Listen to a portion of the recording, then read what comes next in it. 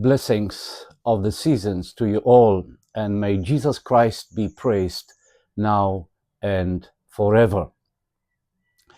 When we talk about Messianic prophecies, we cannot avoid but also talk about very important theme, which is the figure of David and David dynasty and how it relates to the coming Messiah. Messiah was to be like David, the ideal king, who consolidates the whole Israel as one big nation, as it was in his time. Despite his weaknesses and sins he was always considered as the ideal king. All successive kings were just shadow of that great king. He united all Israel and made it a powerful, fully independent nation. All other kings after that made pacts with and alliances with other nations and simply became vassal kings or client kings of other powerful nations. Actually, Herod the Great and his two sons who succeeded him were just client kings, sort of puppets of the Roman emperor. It was about 150 years before the birth of Christ that a Hasmonean dynasty was established from one of the factions of the Maccabees, the priestly caste from the tribe of Levi.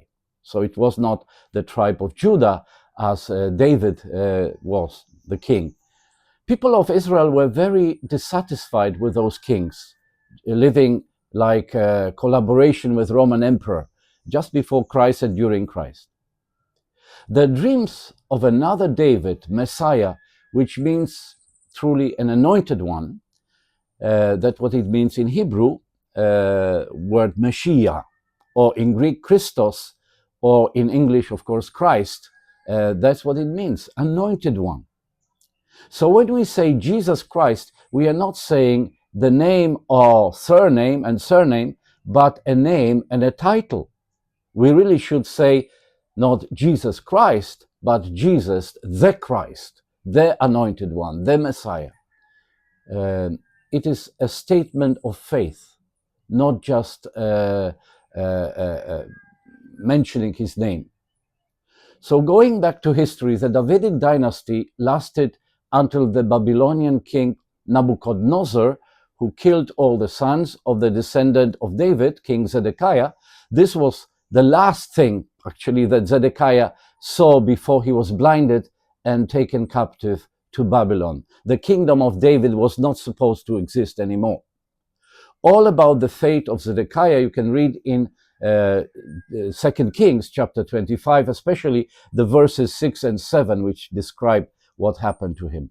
This was the end of the Davidic dynasty, even though the Lord God promised him that his kingdom, promised David, that his kingdom will be forever. Your house and your kingdom shall endure forever before me. Your throne shall stand firm, we read it in 2 Samuel. So based on this prophetic promise delivered to David by prophet Samuel, the people of Israel believed that one day that ideal king from the house of David will rise again. We must remember that only one son from the descendants of King David could become a king. Yet the house of David grew exponentially over the centuries.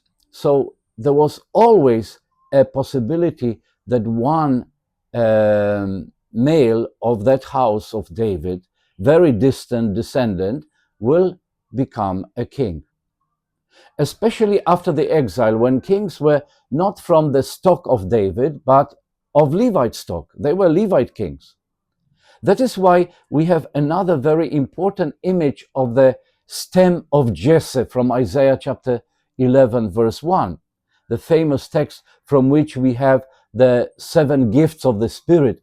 A shoot shall come out from the stem of Jesse, and a branch shall grow out of the roots.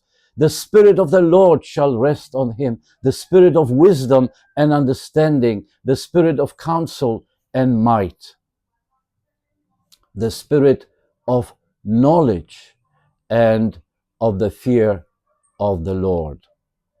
His delight shall be in the fear of the Lord.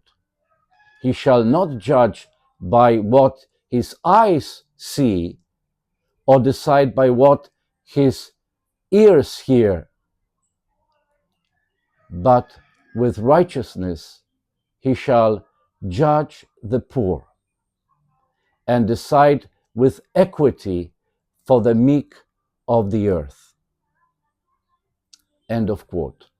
So that you find in chapter 11, the first verses of chapter 11 of Isaiah. The stem of Jesse symbolizes the stem from David, Jesse being the father of David, of course. The genealogical tree from David to Zedekiah has been cut down as it did not bring much fruit. So instead, from that dead tree, from that stem that remains, now a new shoot will spring up. For this reason, the Messiah had to be born from the house of Jesse. And Jesse comes from where?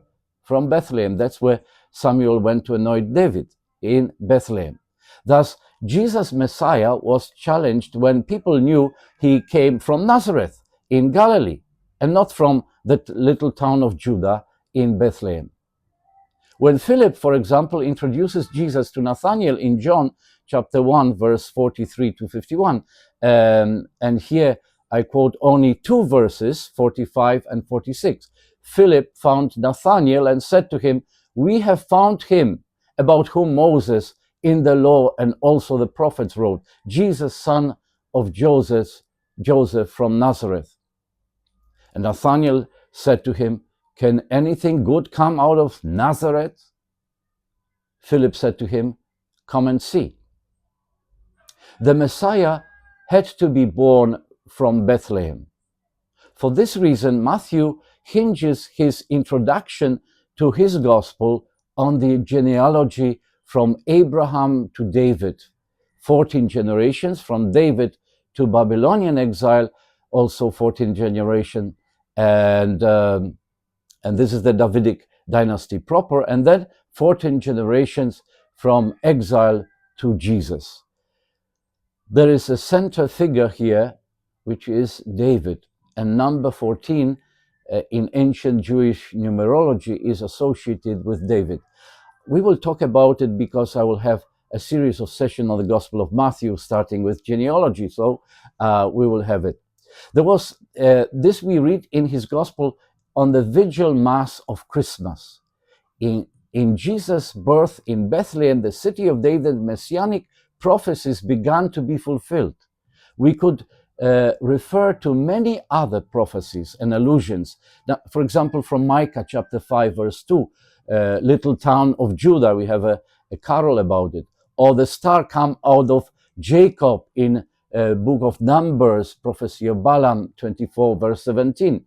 But this I will relate where we will discuss the infancy narratives of Luke and Matthew in our Christmas Bible session. So I will see you next Monday during Christmas season, and meanwhile have a wonderful, blessed, Merry Christmas to you all.